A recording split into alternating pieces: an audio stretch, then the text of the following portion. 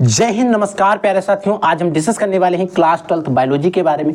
तो अगर आप लोग इस बार क्लास 12th में हैं और 3 मार्च को अगर आप 3 मार्च को बायोलॉजी का बोर्ड पेपर देने जा रहे हैं तो आज का वीडियो आपके लिए सबसे ज़्यादा इंपॉर्टेंट होने वाला है। क्योंकि बच्चों, आप जब बायोलॉजी का बोर्ड पेपर दे रहे होंगे वहाँ पर डायरेक्टली आपके पेपर में आने वाले जो 20 सबसे ज़्यादा इंपॉर्टेंट ऑब्जेक्टिव क्वेश्चन हैं वो आज के इस वीडियो के अंदर हम आपको पढ़ाने वाले हैं। लॉन्ग क्वेश्चन, डायग्राम, इंपॉर्टेंट अंतर, इंपॉर्टेंट टिप्पणियां, सारा कुछ हम लोगों ने पढ़ रखा है, पढ़ा दिया है। अगर आपने अभी नहीं देखा है तो प्लीज़ बच्चों आप वीडियो के कमेंट सेक्शन में जाइए, डिस्क्रिप्शन बॉक्स में जाइए, वहाँ पर आपको लिंक मिल जाएगा, वहाँ पर जाकर देख लेना, रिवीजन कर लेना अगर आपने पढ़ रखा है। क्योंकि आप जितना ज़्यादा रिवीजन करेंगे उतने ही कॉन्सेप्ट आपके क्लियर हो जाएंगे। तो अगर आप 3 मार्च को एक बोर्ड एग्जाम में एक अच्छा स्कोर करना चाहते हैं तो आज का वीडियो पर आपको ध्यान से देख लेना है। जो भी क्वेश्चन आपको बताए जा रहे हैं क्वेश्चन समझ लेना है, ताकि अगर एक क्वेश्चन आपके बोर्ड के पेपर में आते हैं इन्हें आप इजीली से लिख पाएंगे। तो देखो बच्चों, बिना समय को वेस्ट किए हुए हम डायरेक्टली क्वेश्चन को पढ़ेंगे, रिवीजन करेंगे और बहुत सारा टॉपिक आपको पूरा पढ़ाने का प्रयास करेंगे, जहां से क्वेश्चन आपके बोर्ड के पेपर में एक भी बन सकता है। ठीक है, देखो बच्चों, पहला क्वेश्चन है, परागकण मात्र कोशिका में गुणसूत्रों की संख्या होती है। जो परागकण मात्र कोशिका होती है इसमें गुणसूत्रों की संख्या कैसी होती है? अगुणित होती है, द्विगुणित होती है, त्रिगुणित होती है या बहुगुणित होती है? तो प्यारे बच्चों, अगर आप सभी को याद हो कि परागकण जो मात्र कोशिका होती है, मदर सेल्स होती हैं, इनमें गुणसूत्रों की संख्या कैसी होती है? अगुणित होती है, द्विगुणित होती है, त्रिगुणित होती है या फिर बहुगुणित होती है? तो याद रख लेना, परागकण मात्र कोशिका में गुणसूत्रों की संख्या कैसी होती है? द्विगुणित होती है, डिप्लॉइड होती है। ठीक है,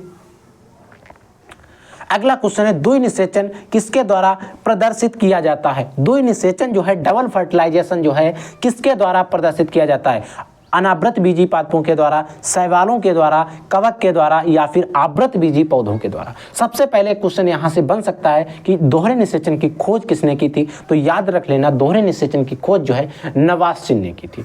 तो बच्चों, दोहरा निषेचन इनमें से किसमें प्रदर्शित किया जाता है, किसके द्वारा प्रदर्शित किया जाता है, ये बताना है। तो बच्चों, दोहरा निषेचन ओनली ऑन जो एंजियोस्पर्म प्लांट होते हैं, आवृत बीजी पादप होते हैं, उनमें पाया जाता है। आपका चौथा option is the right answer. ठीक है, अगला क्वेश्चन है, एक प्रारूपिक आवृत बीजी परागकोश में लघु बीजाणुधानियों की संख्या कितनी होती है? एक प्रारूपिक आवृत बीजी परागकोश में लघु बीजाणुधानियां होती हैं, उनकी संख्या कितनी होती है? 1, 2, 3, 4 कितनी होती है? अगर आपने अच्छे से पढ़ा होगा तो आपको याद होगा लघु बीजाणुधानी कितनी होती है? 4 होती है। ठीक है, सर्टोली की कोशिकाएं कहाँ होती हैं? सर्टोली की सेल्स जो हैं वो कहाँ पर प्रेजेंट होती हैं? वृषण यानी कि टेस्टिस में, यकृत में, जठर ग्रंथियों में या अंडाशय में? अगर आपको पता होगा, अगर आपने पढ़ा होगा टेस्टिस के बारे में तो आपको पता होगा टेस्टिस की कोशिकाएं जो होती हैं, सर्टोली की कोशिकाएं जो होती हैं वो टेस्टिस यानी कि वृषण के अंदर प्रेजेंट होती हैं, उपस्थित होती हैं, पाई जाती हैं। आप सभी को इसके बारे में अच्छे से पता होगा। ठीक है, अगला क्वेश्चन देखो प्यारे बच्चों, अगला आपका क्वेश्चन है कि डिंबोत्सर्ग किस हार्मोन के नियंत्रण में होता है? डिंबोत्सर्ग जो होता है वो किस हार्मोन के नियंत्रण में होता है? TSH हार्मोन, ACTH हार्मोन या SH, FSH या LH और या फिर ADH हार्मोन? किस हार्मोन के नियंत्रण में होता है? ये होता है बच्चों FSH और LH, फॉलिकल स्टिमुलेटिंग हार्मोन्स और ल्यूटिनाइजिंग हार्मोन्स। ठीक है, याद रख लेना इस क्वेश्चन को। सहयोजी ऊतक का विकास निम्नलिखित में किसके द्वारा होता है? सहयोजी ऊतक जो होता है, कनेक्टिंग टिश्यू होता है, इसका विकास जो है किसके द्वारा होता है? एक्टोडर्म के द्वारा होता है, मेसोडर्म के द्वारा होता है, एंडोडर्म के द्वारा होता है या B और C यानी कि मेसोडर्म और एंडोडर्म के द्वारा होता है? बताओ। तो बच्चों, ऊतकों, सहयोजी ऊतक का जो विकास होता है वो किसके द्वारा होता है? वो मेसोडर्म के द्वारा होता है, मध्य परत के द्वारा होता है। याद रख लेना, इंपॉर्टेंट क्वेश्चन है। ठीक है,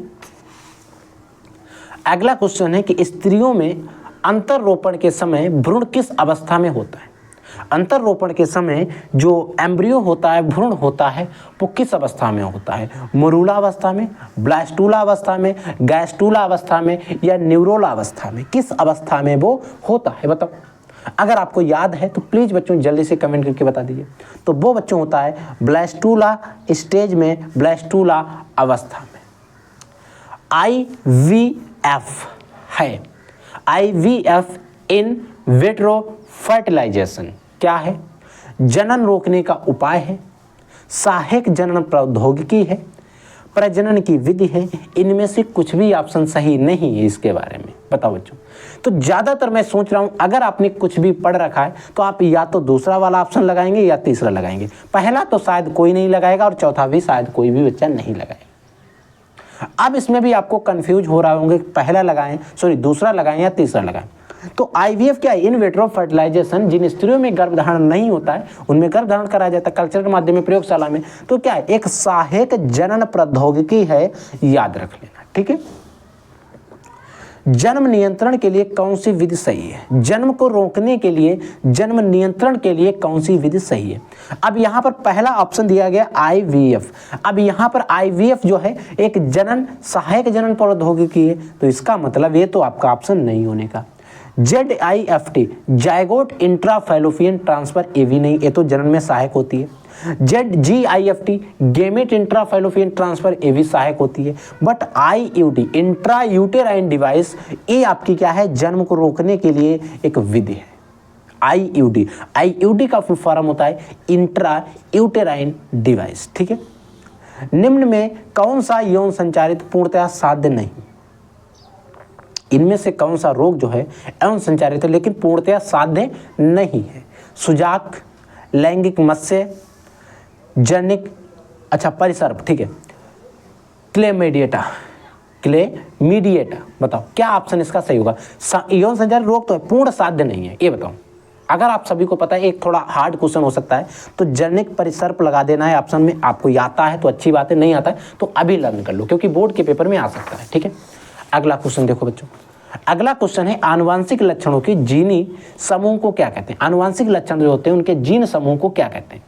एलील्स कहते हैं, फिनोटाइप कहते हैं, जीनोटाइप कहते हैं, या प्रबल जीन कहते हैं? देखो जीन समूह यहाँ पर ऑप्शन में दिया गया, जीन समूह को। ठीक है। एलील्स, फिनोटाइप लक्षण प्रारूप, जीन प्रारूप का मतलब, जीनोटाइप का मतलब होता है जीनी अभिव्यक्ति ही होता है। ठीक है। तो बच्चों जीन समूह को कहते हैं क्या? जीनोटाइप कहते हैं। ये आपका एकदम बेसिक सा और हर एक बच्चा शायद सही करके आता है। संतानों को पिता से कितने जीन प्राप्त होते हैं? 75%, 50%, 25% या 25 से 50%। संतानों को पिता से कितने जीन जो है प्राप्त होते हैं? और यहाँ पर पिता या माता कोई भी आ जाए बराबर जीन प्राप्त होते हैं, तो इसका मतलब है वहाँ से प्राप्त होते हैं 50%, 50-50 होता है। तो माता से या पिता से जो पुत्र होता है या कोई भी संतान होती है, उसको जो जीन प्राप्त होते हैं वो 50% प्राप्त होते हैं। याद रख लेना, इसमें कोई डाउट नहीं होना चाहिए। मानव में गुणसूत्रों की संख्या कितनी है बताओ? 48 है, 46 है, 40 है, 50 है, बताओ। और आई होप हर एक बच्चा इसे कर लेगा, हर एक बच्चा कर लेगा। जो मानव होता है इसमें नंबर ऑफ क्रोमोसोम कितने होते हैं? 46 होते हैं, 46 गुणसूत्र होते हैं। मेंडल ने अपने प्रसंकरण प्रयोग किस पर किए? मेंडल ने अपने प्रयोग किए थे, प्रसंकरण प्रयोग जो दिए, विभिन्न प्रकार के नियम दे, प्रभाविता का नियम, पृथक्करण का नियम, स्वतंत्र अवयवन का नियम, ये सारे नियम दे। तो ये सारे नियम का प्रयोग वो किस पर कर रहे थे? जंगली मटर पर कर रहे थे, मुर्गी पर कर रहे थे, कबूतर पर कर रहे थे, या उद्यान मटर पर?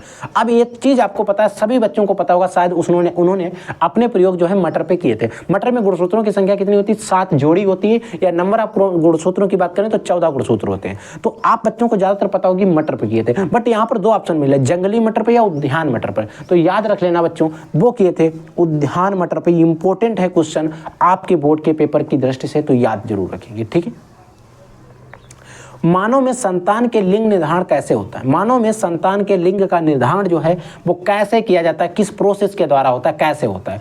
शुक्राणुओं की माप के द्वारा होता है, अंडाणु की माप से होता है, पिता के लिंग गुणसूत्र से होता है, या माता के लिंग गुणसूत्र से होता है? प्यारे बच्चों, आप सभी को पता है लिंग गुणसूत्र 2 होते हैं हमारे अंदर। एक XX होता है मेल फीमेल के अंदर, और XY होता है मेल के अंदर। अब देखो X से तो हो नहीं पाएगा, क्योंकि X तो दोनों में होगा, किससे? Y से होगा। और Y किस में होता है? नर में, यानी कि पिता। तो इसका ऑप्शन सही हो जाए, पिता के लिंग गुणसूत्र से। ठीक है। अगला है टार्नर सिंड्रोम में गुणसूत्रों की संख्या कितनी रहती है? बताओ। जो आपका टार्नर सिंड्रोम होता है इसमें नंबर ऑफ क्रोमोसोम बताओ। एक टार्नर सिंड्रोम था, एक क्लाइनफिल्टर सिंड्रोम था। 2 ही सिंड्रोम मैंने आपको पढ़ाए थे जो लिंग गुणसूत्रों में व्यतिकरण से होने वाले रोग हैं। दैहिक गुणसूत्रों में व्यतिकरण से होने वाले Down syndrome, Patau syndrome, Edward syndrome, cri du chat syndrome, ये 4 सिंड्रोम पढ़ाए थे। किस जोड़ी पर क्या हो रहा था पूरा अच्छे से डिस्कस किया था। ट्रिक के साथ आपको बताया गया था। तो टर्नर सिंड्रोम में 44 प्लस एक्स वाई होता है, 46 प्लस एक्स वाई होता है, या 44 प्लस सिर्फ एक्स होता है, वाई गुणसूत्र नहीं होता है, 44 प्लस एक्स वाई होता है। बताओ क्या होता है, सही बताओ जल्दी से, आपको कमेंट सेक्शन में बताना है। अगर आपको पता है, नहीं पता तो याद रख लेना, इसमें एक गुणसूत्र कम होता है, ठीक है, याद रख लेना। और ये मोस्टली सिर्फ और सिर्फ फीमेल में पाया जाता है। आनुवंशिक पदार्थ के खोजकर्ता कौन है? आनुवंशिक पदार्थ के जेनेटिक मटेरियल के खोजकर्ता कौन है? नंगेली है, वेल्डियर है, रॉबर्ट ब्राउन है, या फिर फ्रेडरिक मिस्टर है? बताओ। अगर आपने हमारे सारे लेक्चर देखे तो ये सारे क्वेश्चंस आपके हो जाएंगे। तो आनुवंशिक पदार्थ के खोजकर्ता जो है फ्रेडरिक मिस्टर ने, जिन्होंने पस कोशिकाओं के केंद्रक से रसायन पदार्थ को अलग किया था, उसमें देखा था सल्फर था, फास्फोरस नहीं था, ये सारी प्रोसेस चल रही थी, वहाँ पर उन्होंने आनुवंशिक पदार्थ के बारे में बता दिया था। ठीक है, समझ गए इस क्वेश्चन को? ठीक है, अगला क्वेश्चन देखो। आरएनए के अणु में क्या होता है जो डीएनए में नहीं होता है? प्यारे बच्चों, आरएनए के अणु में ऐसा क्या होता है जो डीएनए में नहीं होता है? बताओ। यूरेसिल, यूरेसिल का सिंबल बच्चों यू होता है, थायमिन का सिंबल टी होता है, एडेनिन का सिंबल ए होता है, और साइटोसिन का सिंबल सी होता है। ये आपके चार ऑप्शन ए, वी, सी और डी, यानी कि चौथा। इनमें से कौन सा सही है?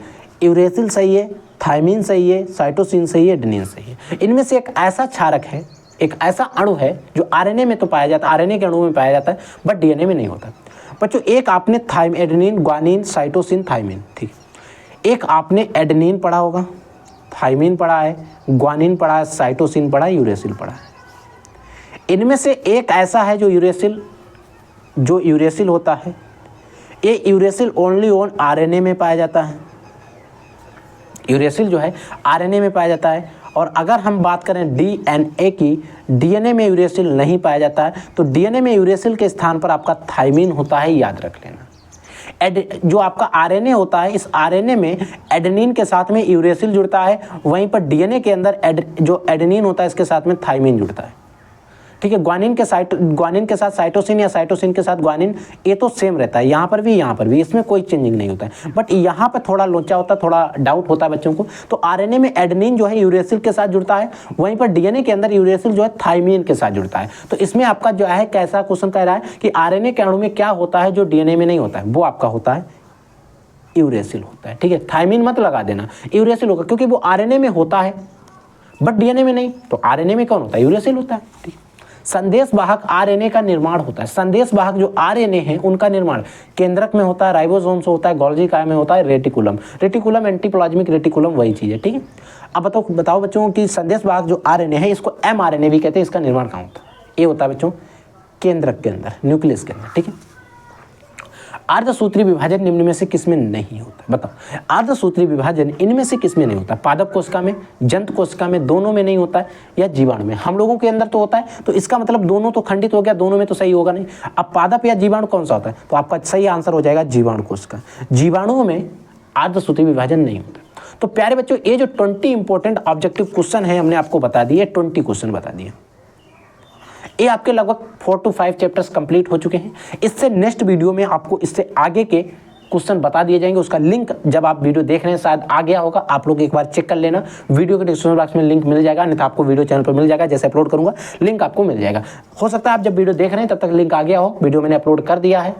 ठीक है, हो सकता है लिंक आपको मिल जाए, तो आप एक बार चेक कर लीजिए, देख लीजिए, और आप उन क्वेश्चंस को पढ़ लीजिए। आपके पूरे बुक के जो ऑब्जेक्टिव क्वेश्चन को लेकर टेंशन है, कई बच्चों ने कमेंट किया भर के, तो उन बच्चों का डाउट क्लियर हो जाएगा। इतने अगर आप ऑब्जेक्टिव क्वेश्चन पढ़कर बोर्ड पेपर में चले जाते हैं, मैं कहता हूँ उससे बाहर ऑब्जेक्टिव क्वेश्चन नहीं आने के चांसेस हैं। तो आप लोग पढ़िए, आगे बढ़िए। कोई डाउट, कोई क्वेश्चन होता है तो डेफिनेटली आप हमसे जरूर पूछिए। I will take in this class. तब तक के लिए बच्चों, जय हिंद, वंदे मातरम।